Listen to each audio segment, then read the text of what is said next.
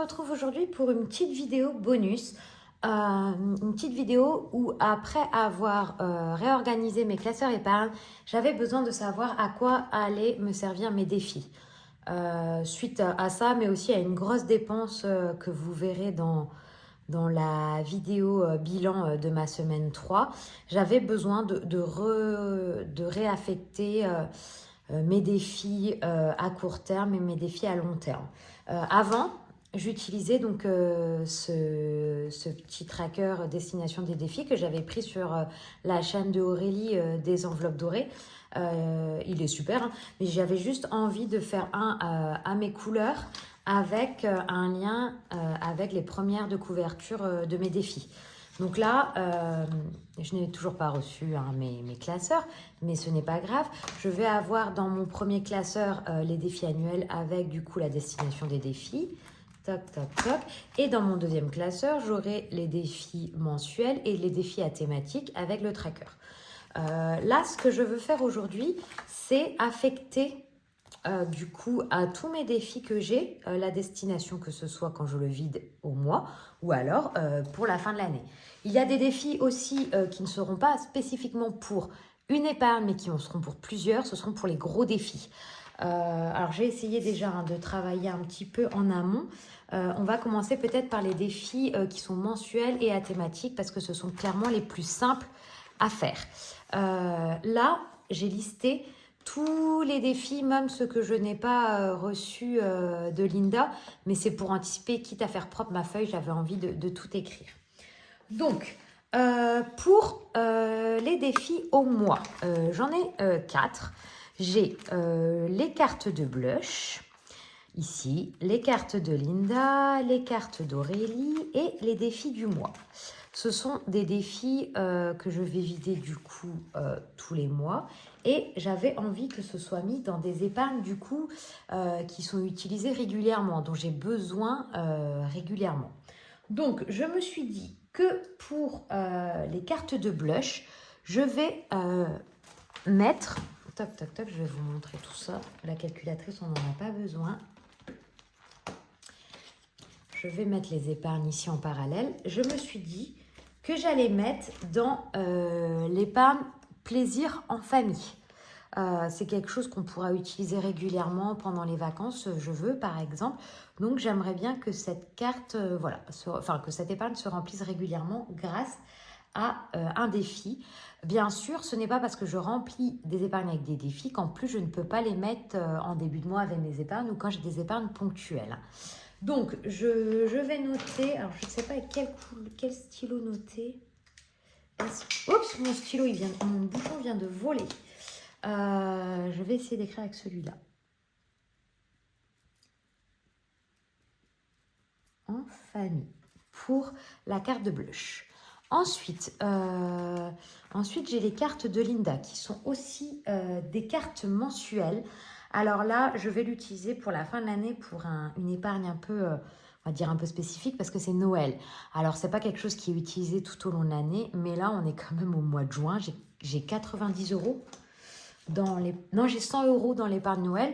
C'est pas avec ça que je vais faire tous mes cadeaux. Donc, si je peux en plus aider avec un défi, je le fais. Je l'écris sur des enveloppes, sur des trackers plastifiés. Comme ça, s'il faut que je change, je change. Hein. Ensuite, Aurélie, ce sont les petits gnomes. Là, je vais mettre dans les anniversaires. Parce que clairement, les anniversaires, cette enveloppe-là, elle se vide tout le temps. Elle se vide tout le temps et j'en ai tout le temps besoin. Donc, il faut que je mette de l'argent dedans. La carte défi du mois, je vais la mettre dans ma voiture. On a régulièrement des frais sur une voiture. Donc, j'aimerais bien pouvoir remplir aussi petit à petit... l'épargne voiture. Ensuite, j'ai laissé Minorque parce que en fait, je vais essayer je la remplacerai après, mais celle-là, je vais essayer de la compléter jusqu'au jour où je pars en vacances. Donc, celle-là, c'est vacances. Maîtresse, c'est assez facile. C'est maîtresse. Ensuite, ce sont là des défis que je n'ai pas à vous montrer là parce que je ne les ai pas. Attendez, il y a mariage. Là, clairement, je ne l'ai pas listé là parce qu'il me reste 40 euros à mettre dedans. Je considère qu'à 100 euros, j'étais contente d'avoir déjà atteint mon défi. Le 40 euros, ce sera du plus. Je sais que ça va aller dans le mariage. Ça va partir là dans un mois et demi. Donc, je ne l'ai pas noté. Oui, donc je disais, les défis là avec les prénoms, ce sont les défis prénoms que j'ai commandés chez Linda. Et en fait, ces défis-là, ils vont me servir. Le défi Thomas, il va me servir pour les 40 ans de Tom. Le défi Marie, il va servir pour les 35 ans de moi. Et Marceau et Nino, tac, je reviens ici dans cadeau. Il va me servir pour anniversaire de M et N. Alors, je ne sépare pas Marceau et Nino parce qu'ils sont nés à une semaine d'écart. Donc, on fait les anniversaires en même temps.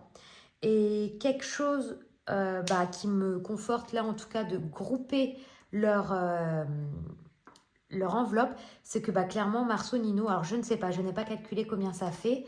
Même si Nino, il a des grosses lettres, enfin des lettres de fin d'alphabet qui doivent coûter assez cher. Marceau, il a un A, un E. Donc là, c'est vrai que finalement, ça, ce sont des petites lettres qui ne coûtent pas très cher, un C. Oh, finalement, peut-être que Marceau, il a plein de lettres, mais on arrivera au même montant. Mais je n'avais pas envie qu'il y ait une différence, en fait, de montant pour les deux. Donc, je me dis, on s'en fiche. Je complète Marceau, je complète Nino. L'argent ira dans tous les cas dans leur enveloppe d'anniversaire. Donc, voilà pour les défis mensuels ou à court terme. Donc, je peux ranger mon tracker ici au début de ces défis-là. Ensuite, il me reste les défis un peu plus longs, des défis à long terme, on va dire des défis que je vais essayer de garder toute l'année et que je vais vider qu'à la fin de l'année. Pour le défi à gratter, celui-ci, c'est moi qui l'ai fait, mais je ne me souviens plus combien il a. Je peux très bien aller sur Canva, regarder, mais je n'ai pas vraiment envie d'aller. J'imagine que c'est dans les 100, 150 euros sûrement, je pense. Donc, je vais mettre le défi à gratter pour plaisir en amoureux. Voilà. Ensuite, nous avons le 50 de Wix qui sera une épargne quand même assez conséquente parce que si j'arrive à mettre 10 euros par semaine, on est bien à 520 euros. Là, je suis à la moitié de l'année, je suis déjà à 450 euros. Donc, il faut compter qu'on va devoir rajouter sûrement à peu près 25 semaines. Donc, il faudra compter 250 euros de plus, on arrivera à 700 euros. Je ne sais pas dans quelle épargne je vais mettre 700 euros d'un coup. Je pense que ce sera réparti sur plusieurs épargnes. Donc, pour l'instant, je vais le laisser dans épargne générale, ce qui veut dire que ce sera un défi qui sera réparti dans plusieurs épargnes.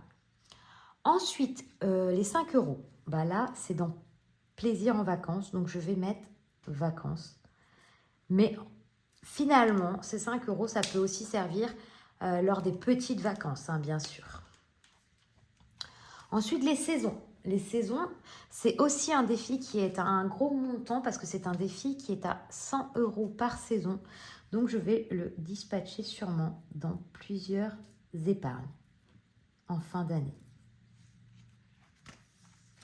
Le défi de l'année, là aussi, c'est un défi avec un très très gros montant parce qu'on sera à 365 euros à la fin de l'année. Mais il y a une enveloppe dont j'ai vraiment besoin, beaucoup d'argent, on va dire. C'est pour faire mon épilation au laser.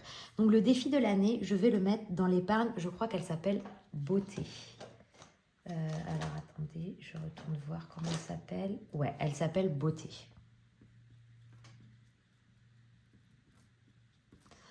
Ensuite, j'ai l'épargne des jours fériés. Je vais la mettre dans l'enveloppe shopping. Parce que cette enveloppe-là, mine de rien, les petits grandissent assez vite. Il me faut rapidement de l'argent parce qu'il faut changer régulièrement les vêtements. Le Made with Love, c'est un défi que je vais commencer le mois prochain et qui est un défi qui du coup sera en décalé sur l'année et je ne vais pas connaître si je peux traquer si j'ai envie les montants, mais je ne compte pas l'affecter à un défi particulier, donc je le mettrai en épargne. Ce sera une épargne que je vais vider, je pense, en juillet l'année prochaine. On verra bien comment ça fonctionnera en décembre. Le tour du monde, ce sera le nouveau défi que j'ai commandé chez Soleil. Je vais le mettre pour les vacances, mais de 2025. Ce seront pour les vacances à Bali, si vraiment nous arrivons à aller en vacances à Bali. Et ensuite, il nous reste le défi des centimes, qui est ici. Alors, vous voyez bien, il ne passe pas dans la poche. Je ne sais pas, je pense que c'est un défi que je vais quand même cumuler, mais il ne va pas très très vite. Vous voyez, je suis qu'à 25 euros, mais bon, c'est toujours ça de prix. Celui-là, je vais le mettre dans maison, parce que Thomas, il fait aussi son défi des centimes. Je viens d'aller compter combien il en est, lui. Lui, il en est à 11 euros. Il a des petits verres dans la cuisine et il met tous ses centimes, 50, 20 et 10 centimes. Et il a 11 euros. Donc peut-être, pourquoi pas, regrouper après tous ces centimes-là et on mettra dans l'enveloppe maison. Voilà, voilà. Donc si on reprend les différents épargnes que j'ai, Noël se remplira avec la carte de Linda. Anniversaire, ça se remplira avec la carte d'Aurélie. L'anniversaire des petits se rempliront avec les défis prénoms. Faites, je compte faire des défis ponctuels au fur et à mesure de l'année et forcément les défis iront dans fête. Ces défis ponctuels, je les ferai quand je n'aurai pas trop de défis ponctuels, on va dire, enfin à thème. Ça me permettra de faire ces défis-là à ces moments-là. Ensuite, en famille, ce défi-là, il va être rempli grâce à la carte de blush. En amoureux, ce défi-là, il va être rempli grâce au défi à gratter. Entre amis, celui-là ne sera pas rempli par un défi, à moins que je rajoute des défis d'ici là, mais pour l'instant, ce n'est pas prévu. Shopping sera rempli grâce au défi jour férié. Et beauté sera rempli grâce au défi de l'année. Ensuite, ici, le mariage, vous savez que j'ai un défi qui va se terminer là pour le mariage. Les 60 ans de ma maman, on est arrivé à une épargne complète. La crémaillère de mon petit frère, je n'ai pas mis de défi spécifique pour lui. Ensuite, mes 35 ans et les 40 ans de Thomas se rempliront grâce au défi des prénoms. Voilà pour les épargnes, cadeaux, plaisir et spécifiques thématiques 2024-2025. Ensuite, si je reprends les épargnes à long terme, fonds d'urgence et santé, ce sont des épargnes qui sont spécifiques, qui sont que pour moi. Ces épargnes-là seront remplies grâce au défi du 5 ans de Wix, des saisons et de Made with Love. Ce sont, je ne sais pas combien je répartirai dans chaque, mais ce sera rempli grâce à ça. Chaudière, régule et garderie, ce ne sont pas des épargnes que je remplis grâce à des défis, ce sont des épargnes communes que nous faisons avec Thomas. Sachant qu'à l'année, nous mettons 2400 euros pour ces épargnes-là. Et quand on fait le cumul des besoins que j'ai estimés, on en est à 2002. Donc normalement, on a largement atteint nos objectifs. Sachant que des fois, les régules sont positifs. Pour l'instant, les impôts, on est toujours dans le positif, mais il faut savoir qu'on récupère de l'argent grâce à la nounou. Ça va s'arrêter quand Nino arrêtera la nounou, donc il faudra bien qu'on anticipe ces régules-là. Mais pour l'instant, les régules sont en positif au niveau des impôts. Bien sûr, je ne parle pas de l'eau et de l'électricité qui, elles, risquent d'être dans l'autre sens. Donc, il faut quand même que j'anticipe bien ça et je pense même augmenter mon objectif de régule à plus que 200 euros pour quand je n'aurai plus la récupération, en gros, de l'argent de la garderie et de la nounou. Ensuite, l'épargne vacances est remplie grâce aux 5 euros, grâce au tour du monde et grâce au défi Minorque. 3 défis rien que pour les vacances. Vous voyez quand même ma priorité, les vacances. Le défi voiture, il est rempli grâce au défi du mois. Le défi stock, l'épargne stock n'est pas rempli à l'aide d'un défi. Si j'ai un peu d'argent vraiment de plus, je mets dans cette épargne-là. Ce n'est pas une épargne prioritaire, on va dire.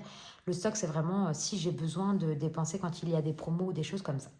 Et l'épargne maison se remplira à l'aide du défi des centimes. Voilà, nous avons fait le tour des épargnes et la destination de mes défis. Je suis bien contente d'avoir pu faire ça parce que je me rends compte que grâce à tous mes défis, je peux presque remplir facilement. Quand je dis facilement, c'est parce que je ne compte pas mes épargnes en début de mois que je n'ai pas forcément. J'ai toujours quelques euros, quelques dizaines d'euros, même pour l'instant, en fin de semaine, quand je fais mes bilans de semaine. Donc, je peux remplir petit à petit mes défis. Même si je remplis que 10 euros par semaine mes défis, c'est toujours ça de prix et ça me permet de mettre petit à petit de l'argent dans mes épargnes.